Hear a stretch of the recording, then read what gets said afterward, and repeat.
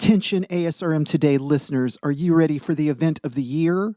Register now for the ASRM 2023 Scientific Congress and Expo, the premier conference for reproductive medicine happening in New Orleans, Louisiana, October the 14th through the 18th. Get ready to immerse yourself in cutting-edge scientific sessions, engaging workshops, and once-a-year networking opportunities. Discover the latest breakthrough in reproductive science, exchange ideas with industry leaders, and expand your clinical knowledge. With over 200 expert speakers and hundreds of exhibitors showcasing the latest advancements in reproductive technology, this is the event you cannot afford to miss. Mark your calendar and register now for ASRM 2023 New Orleans by visiting www.asrmcongress.org. On with the show.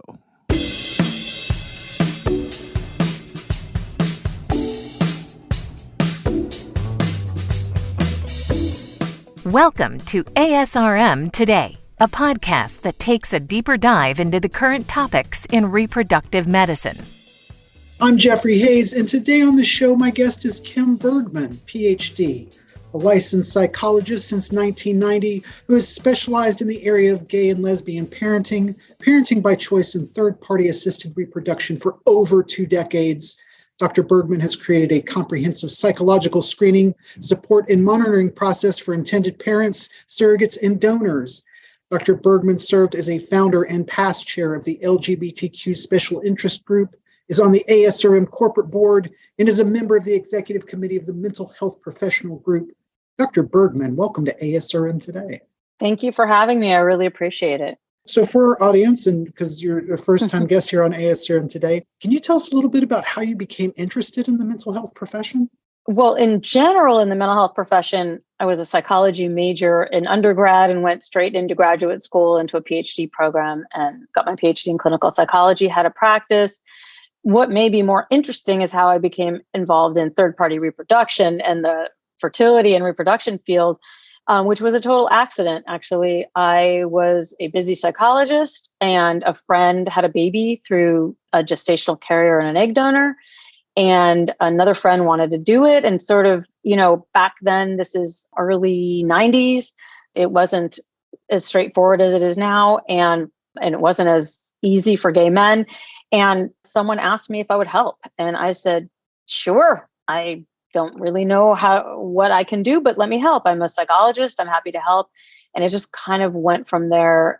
It was a happy accident, but it became there was such a high demand for people wanting to have children through third-party assisted reproduction and for mental health professionals helping them that it quickly became my full-time career, and I haven't looked back. So very grateful, because it's a very gratifying part of being a mental health professional. It can be hard and can be dealing with a lot of people in despair. And in this field, there's a lot of satisfaction and happy endings.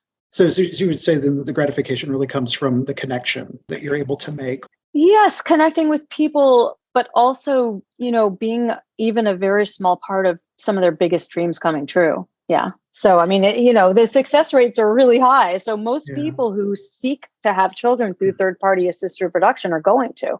And it's really gratifying to be a part of that.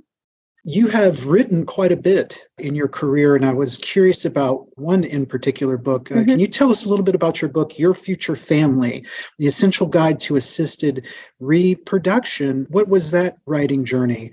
Well, the journey to that book was literally like a brain dump of everything I knew. And, I've been doing this now for almost 3 decades and, exclusively for at least the last, 20 years, 25 years. And so I sought to answer the questions that clients ask me and, to really dive into that a pretty deep well of knowledge to really help people going through this process. And I specifically wrote the book as almost like a do-it-yourself.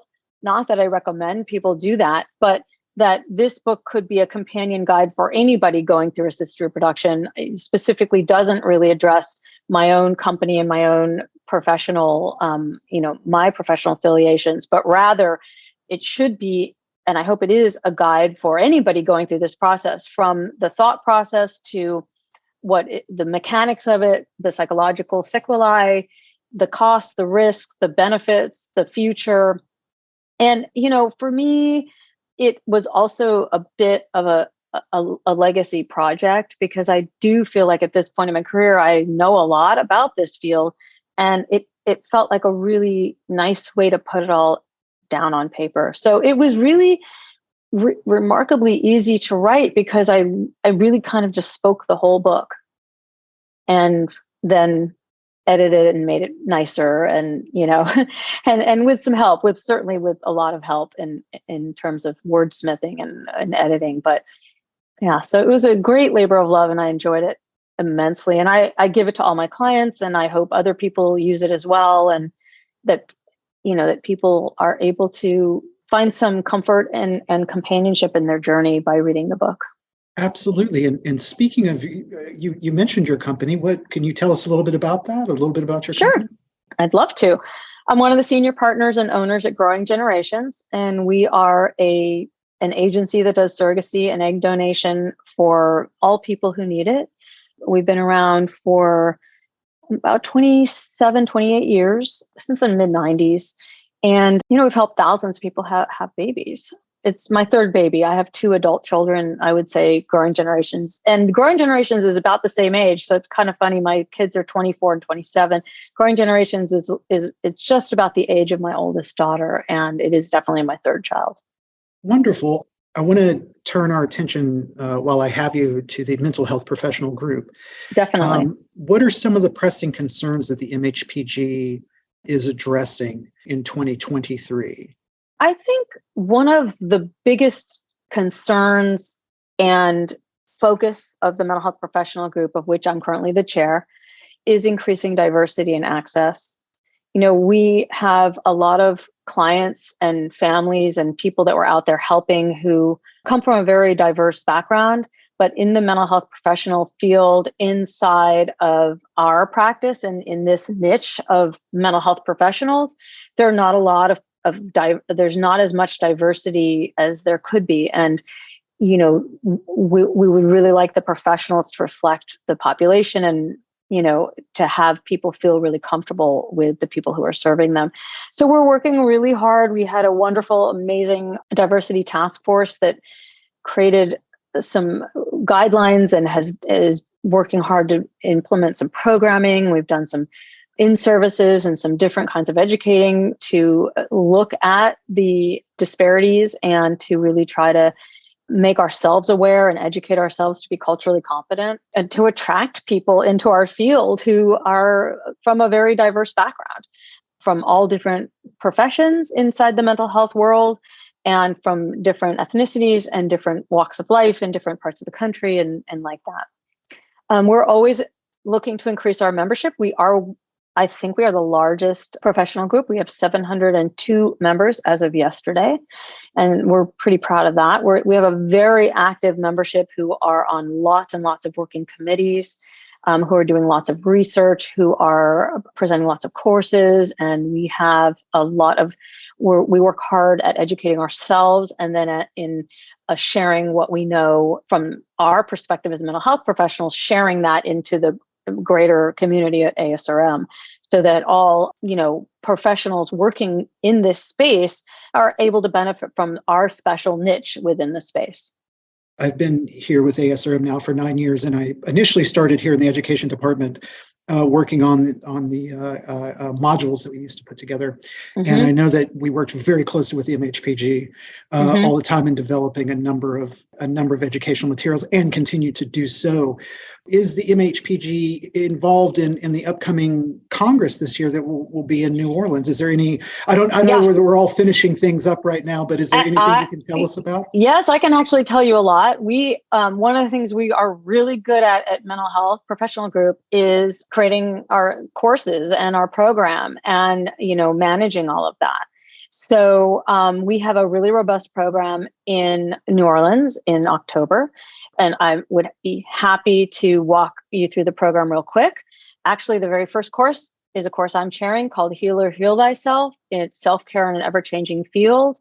And that is meant to help people, not just mental health professionals, but all of us sort of cope with the field we're in, which is high stakes and high pressure and, a lot of emotion.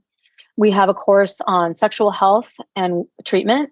We have courses on cultural diversity. We have courses on sharing bad news, breaking bad news. We have courses navigating the uncertainty of infertility, medical and psychological issues for fertility preservation for transgender folks. We have a course on working with young people with PCOS beyond birth control. We have a course that will focus on male couples and family building. We have several roundtables that will be provided for professionals. We have a course on grief and the ethics of grief treatment. We have a course on cultural competency. And we have a course on using a known sperm or egg donor when using a family member and what that entails. So there's a pretty wide range. Those are the mental health professional courses. We also have mental health professionals involved in multiple other courses as well that may have a different focus, but where there's going to be a voice of a mental health professional to lend an ear. That is wonderful. And I have to be honest, every year I get to sneak around and duck into different courses, into rooms and presentations, and MHPG always just provides such wonderful educational opportunities. And this year sounds like it'll be the same, no different. My guest today has been Kim Bergman. We've been talking about all things MHPG and just mental health profession in general. Dr. Bergman, thank you so much for being able to take time out to be on ASRM today. Oh, my absolute pleasure. Happy to do it. Love to come back, talk about other things. Come back to me. I love to share. This is a really great field, and I'm very proud and honored to be a part of it. We will have to get you back on soon then. You can subscribe, rate, and review the show on Apple Podcasts, Google, or wherever you get your media from. I'm not the media police. You can do what you want as you listen to these shows. If you have questions for me or for our guests, you can email me, asrm@asrm.org. And until next time, I'm Jeffrey Hayes, and this is ASRM Today. This concludes this episode of ASRM Today. For show notes, author information, and discussions, go to asrmtoday.org. This material is copyrighted by the American Society for Reproductive Medicine and may not be reproduced or used without express consent from ASRM. ASRM Today series podcasts are supported in part by the ASRM Corporate Member Council. The information and opinions expressed in this podcast do not necessarily reflect those of ASRM and its affiliates. These are provided as a source of general information and are not a substitute for consultation with a physician.